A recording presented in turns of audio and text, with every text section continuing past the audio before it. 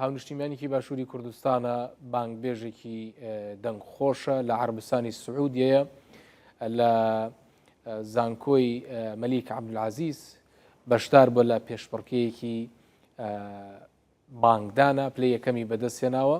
کاگازات پێنجۆنی لە عەربستانی سعودیەوە لەگەڵمانە. کاگازات سوپاس لەگەڵمانای پیرۆز بێ کە پلەی یەکەمە بەدەستهێناوە لەو پێشبڕکێیە.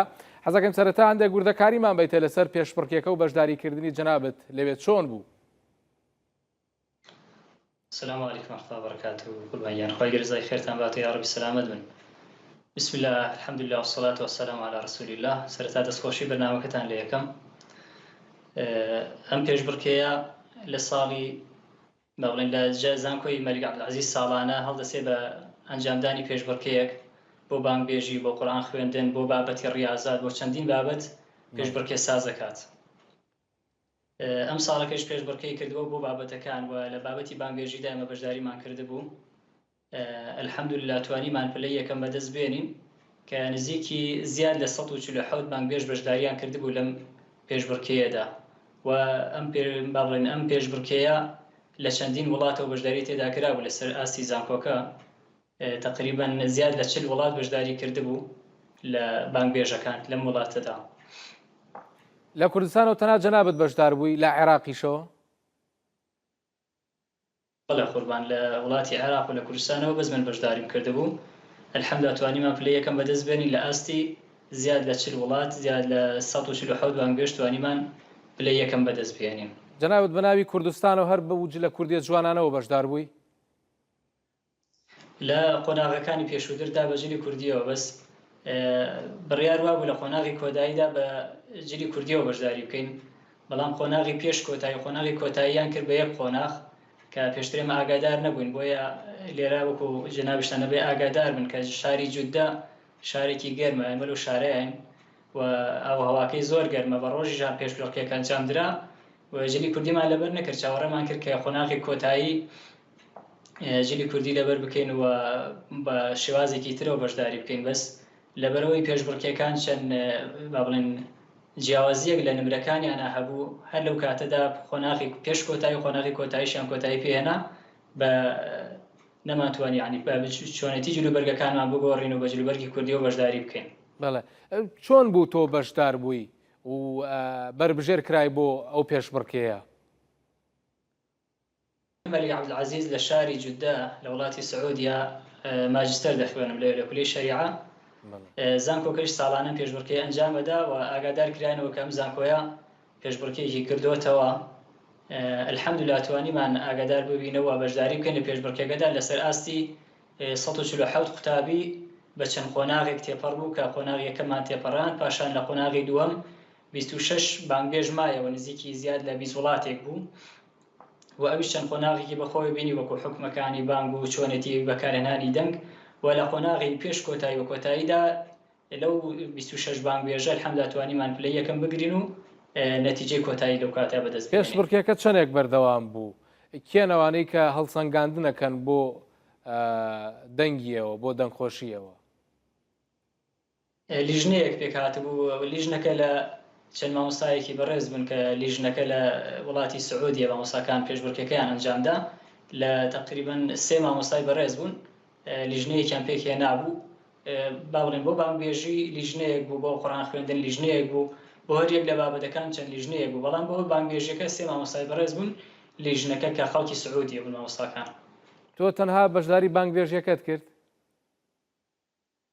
بەڵێ، لە تەنها لە بانگبێژیەکە فریایم کەوتین بانگبێژی بکەین لەبەرەوەی قۆناغی قورئان خوێندنەکە زۆر زووتر ئەنجامدرا، ئێمەش ئەو کاتە لە کوردستان بووین نەگەڕابووینەوە بۆیە فریای بەس قورئان خوێندنەکە نەکەوتین، بەس بانگبێژیەکە فریا کەوتین. تەنها بۆ دەنگخۆشی بوو یا بۆ بابەتی تەجوید و ئەوانەش لە بانگدانە؟ نەخێر، بەشێکی ینی بیکەی بە 3 بەشەوە، بەشێکی بۆ دەنگخۆشی بوو، بەشێکی بۆ ئەدای سەوت بوو، بەشێکی زۆریشی بۆ تەجوید و حکمی بانگ بوو کە قۆناغێکمان بەس ئەوە بوو حکومەکانی بانگ چۆن فێربووین، چۆن بە هەڵە لە بانگبێژی ڕاست بکەینەوە، چۆنێتی بانگدان چەند شێواز بانگدانمان هەیە، چەند شێواز قامەتمان هەیە. الحەمدولله ئەمە پێشتر بە چاوەڕوونیەکمان هەبوو و کتێبێکیشمان نووسیوە بە ناوی حکومەکانی بانگ و قامەت بە چەند زبانێک نووسیمانە. الحەمدولله هەندێکی باش بوو بۆ ئێمە کە بتوانین زیاتر بەرەو پێش ببین و بە چاوەڕوونی زیاترمان هەبێت لەو پێشبڕکێیەدا بە چەند قۆناغی الحەمدلله ئەو قۆناغانەیە کە تێمان یعنی پاڕات. تۆ بۆ هەرسێ بەشەکە بۆ دەنگخۆشی و بۆ حکومەکە و بۆ تەجوید و ئانەشار لە هەرسێکیانە یەکەم بووی؟ بەڵێ الحەمدلله وەکو دادوەرەکان لە کۆتاییدا نمرەکانیان پێدام الحەمدلله دەرەجەی تەواوم هێنا بوو لە هەموو بابەتەکانە دەرەجەی تەواو یعنی 100% هێنا بوو لە هەموو پێشبڕکێکەیە. ئەی دووەم و سێم کێ بوون؟ تر نمرەکەیان کەمتر بوو هەیان بوو 96 98 95 بەم ڕادەیە نمرەکانیان هەبوو. یەکەم جەنابەت بووی، دووەم و سێم کێ بوون؟ دوو قوتابی بوون لە وڵاتی یەکیان لە وڵاتی سعودی یەکیان بوخارا بوو لە وڵاتی بوخارا و یەکیان لە سعودیەوە بەشداری کردبوو پلەی دووەم و سێمەکەیان گرتبوو. خەڵاتەکە چی بوو؟ زیاتر خەڵاتەکە و بواری مادی بوو لێرە زانکۆکە لە بەرەو قوتابیەکانی ئەم زانکۆیە وەکو بەشداریەکەن لە بواری مادیەوە هاوکاری قوتابیەکانەکەن و زۆربەی پێشبڕکێکان زیاتر بواری مادی هاوکاری قوتابیەکانەکەن و پێشبڕکێکانیان زیاتر بە بواری ئابووری پێشکەشەکان. کە زانیان تۆ کوردیت لە کوردستانی عێراقەوە ڕۆشتویت پلەی یەکەمت بەدەستێنات، خەڵک چیانەوت؟ مامۆستاکان لیژنەی تەحکیم و دادوەری و ئەنجا ئەوانیش کە بەشدار بوون دەیانزانی لە کوردستانی عێراقەوە ڕۆشتوی؟ بەڵێ لە لای زۆربیان ڕوونە کە ئێمە لە کوردستانەوە هاتوین، ئێمە تەنها 4 قوتابین لەم زانکۆیەدا و زۆربەی با بڵێن لە ناو داخلیەکاندا کە دەمێنینەوە بەس بەجلی کوردیەوە هاتوچۆ دەکەین. لەو مزگەوتەکەی ناو داخلیەکەیە هەروەکو پێشنوێژی ئێمە زۆر جا بانگێژیەکەین و ئیمامەتەکەین بەجلی کوردیەوە و لە ئەوەیان زۆر بەلاوە عجیبەکە، یعنی تەنها ئێمە چەند کەسێکی بەجلی کوردیەوە بەشداریەکەین جلەکانیان زۆر بەلاوە سەیرە کە جلێکی زۆر پێی معجەبن بەڕاستی ئەوەن جلێکی زۆر جوانە هەر پێشدا بە ئاشنان بە کورد ئاشنان بە کورد و کوردستان و مێژووی کورد و بەوەی کە ئێوەنەوەی سەلاحەدین ئەیوبین.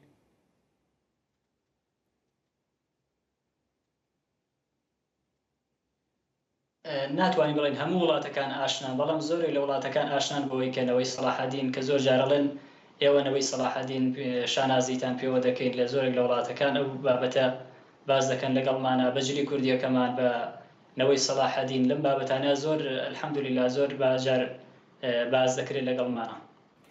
شێواز و ئاوازێکی بانگدانی کوردی هەیە؟ ئێمە چەند شێوازێک بانگدانمان هەیە، من خۆم پێشتر بانگێژیم بە چەند شێوازێک زیاد لە نۆ بانگم هەیە، بە چەند شێوازێک بانگە دەین تر وەکو مەقامات بەکاری هێن یاخود وەکو شێوازمان هەیە وەکو ڕەستە، سەبایە، سێگایە، عەجەمە، مەقامی کوردە کە هەندێک دەڵێن مەقامی کورد مەقامێکی ڕئیسیە، چەند شێواز مەقاممان هەیە بۆ بانگێژی. بانگی کوردی تواتوانی ینی بەس تا ئەشهەدو ئەن لا ئیلاهە ئیلەڵڵامان بۆ بڵێ بە کوردی چێمە بۆ زۆر کەس لەوە چەهین بێت ینی زۆر شارەزان نەبن زانیاریکی تازە بێت کە بانگدانیش بە شێوازی و ئاوازی کوردیش هەیە.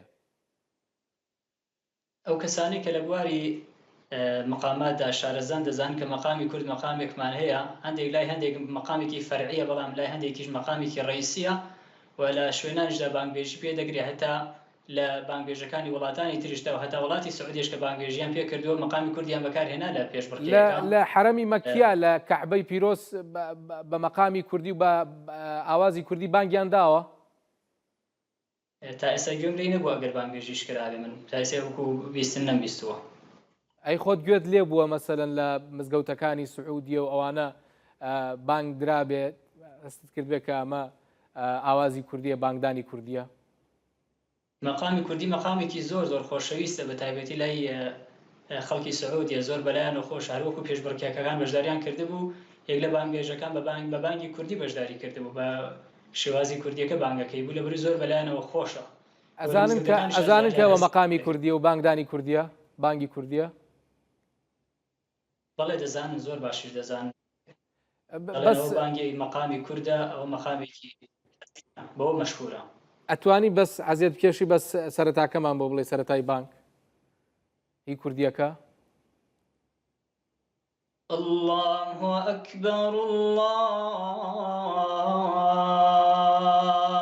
أكبر الله أكبر الله أكبر أشهد أن لا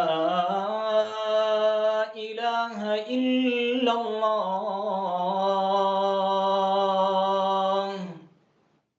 أشهد أن لا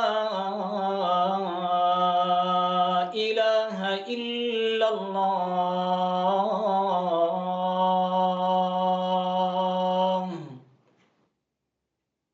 بڵێ مامۆستا ئەمە مێژووی ئەم مەقامە کوردی ئەم بانگە کوردیە بۆ کەیە گەڕێتەوە تازە یا هەر لە کۆنەوە هەیە لە ساڵانی قەدیمیشەوە با بڵێن ئەم مەقامە بەکار هاتووە قەدیمتر لە پێشدار چەند مەقامێک پێیان و حەوت مەقامی ڕئیسی هەبوو مەقامی کوردیان وەکو مەقامێکی فەرعی بەکارهێنا بەڵام لەم ساڵانی کۆتاییدا مەقامی کوردیشیان وەکو مەقامێکی ڕئیسی بەکارهێناوە لە زۆر لە وڵاتانیشدا بەکارهێنرێت و مەقامی کوردیش لە قورئان خوێندندا لە ئیمامەتدا وەکو دەیبیستین هەندێک جار لە سایتەکانەوە لە تەلەڤیزیۆنەکانەوە بە مەقامی کورد بانگبێژی دەکرێت و پەری پێدراوە لەم ساڵانی کۆتاییدا زیاتر چەند جۆر مەقام و بانگدان هەیە بە شێوەیەکی گشتی بە شێوەیەکی گشتی ڕئیسی خۆی حەوت مەقامە بەیاتە ڕەستە سیکایە عەجەمە نەهاوەندە حیجازە وەکو مەقامی کوردیش مەقامێکی ترمان هەیە ئەکاتە 8 شێواز بەگشتی بەڵێ تۆ لەسەر مەقامە کوردیەکە خەڵاتەکەت بەدەستێنا برتەوە ئێمە بە چەند قۆناغی بەشداریمان کرد هەر لە قۆناغێکا بە بانگی بەشداریم کرد بە یەک قۆناغ بەشداریم نەکرد قۆناغی یەکەم مەقامی کوردمان بەکارهێنا قۆناغی دووەم مەقامی حیجاز قۆناغی سێهەم و کۆتایی مەقامێکی سەباب و حەزینە مەقامێکی مەدینیە لەگەڵ مەقامێکی ڕەستی سعودیە بەڵێنی عەفوەن مەقامێکی میسریە بەم چەند قۆناغە ئەم چەند مەقامە بەشداریمان کرد نزیکی 4 بۆ 5 مەقام بەشداریمان کرد و قۆناغی کۆتایی بە 2 مەقام بەشداریمان کرد 2 بانگیان پێداین لە قۆناغی کۆتاییدا بەڵێ ئەوەی کۆتایی چی و چی بوو چه مەقامێک بوو مەقامی ڕەست و مەقامی سەبا ئەتوانی بەس بە کورتی بزانین بۆی خەڵکی ژاشنابێ بۆ مەقامانە الله أكبر الله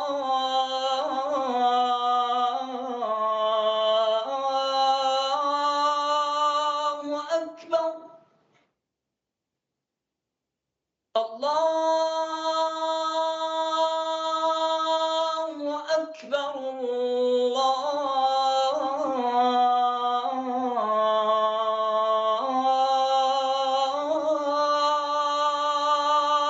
أكبر ئەمە پێوترێت مەقامی ڕەست مەقامێکی میسریە کە مەقامێکی مەشهورە لە وڵاتاندا زۆرجار بانگبێژی پێئەکرێت مەقامی دووهەمیشیان مەقامێکی سەبایە زیاتر لە مەدینە بانگبێژی پێئەکرێت بەم شێوازە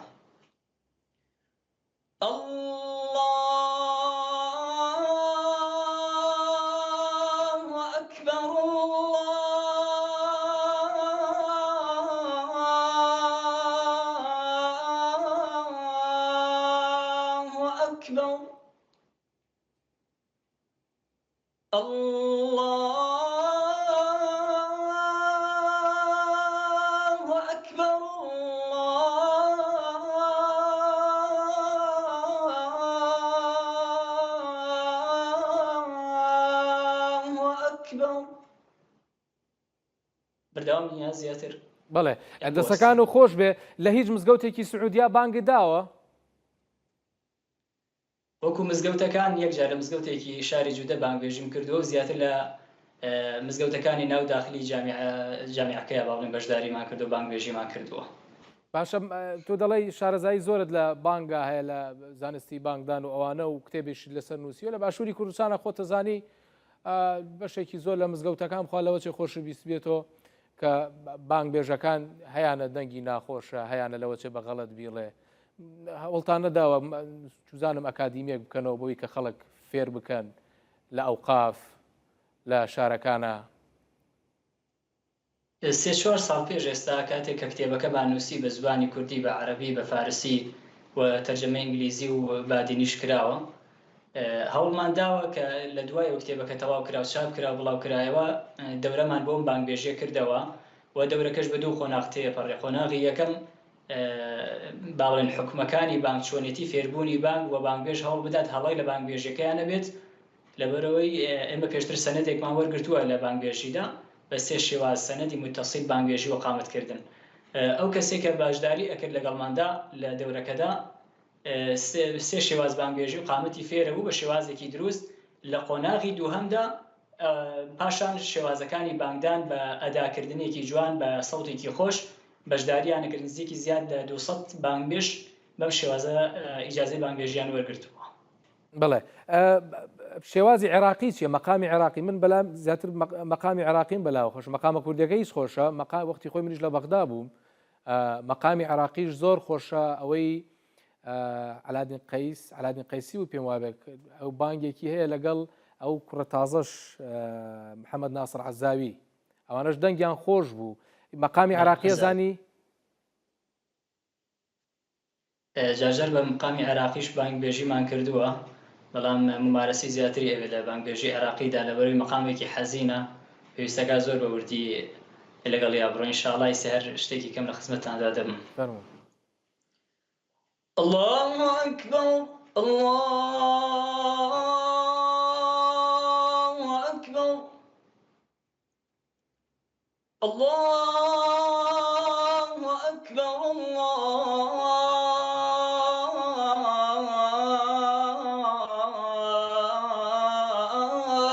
الله أكبر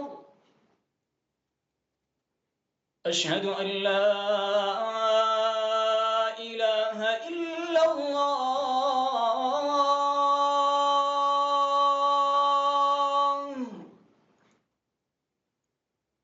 أشهد أن لا إله إلا الله.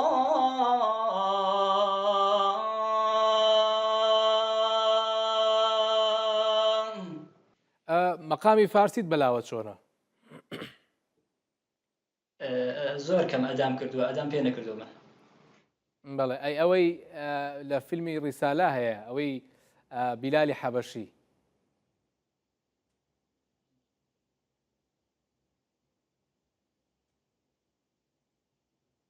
بیلالی حەبەشی بە دوو بانگ لە فیلمی ڕیسالە بەشداریەکات. بانگی یەکەمیان پێوتری بانگێکی سنەتی کە با بڵێن لەفزەکان بە یەک دەرئەبڕێت، و لە کۆتاییشدا بانگێکی تقریبا نزیکی بانگی مەقامی ڕەسە و بانگێکی تقریبا نزیک لە عەبدولباستەوەیە. بەو شێوازە بانگبێژیەکە کرێوی لە فیلمی ڕیسالەکە دانراوە. بانگی یەکەم بەس بە قەتعی هەمویانە، لە کۆتاییدا بانگی کۆتاییەکەشی شێوازێکی ڕەس بەکارهێنێت. ئەوەی بانگی یەکەم ئەتوانی بەس سەرەتاکەمان بۆ بڵێ، بامە بکەمە کۆتاییش. الله أكبر الله أكبر أشهد أن لا إله إلا الله أشهد أن لا إله إلا الله. کۆتایی پێ بێنیان دەستەکان و خۆش بێ. زۆر سپاس کاگازات، شانازیت پێوەکەین کە وەکو کوردێک و بەجلی کوردیەوە لە عەربستانی سعودیە بەشدار بووی لە پێشبڕکێکی بانگبێژی و پلەیەکەمت بەدەستێناوە و سەرکەوتوو بیت. دووبارە پیرۆز بێت. دەستان خۆش بێ، زۆر سپاستانەکەم، خۆی گەورە سەلامەتان کاو. دووبارە دەستخۆشی بەرنامەکەتان لە یەکەم سپاستانەکەم، خۆی گەورە سەلامەتان کە یا ڕەبی. جەزاکم الله خەیرا. سەلامەت بی لەگەڵ تۆشە.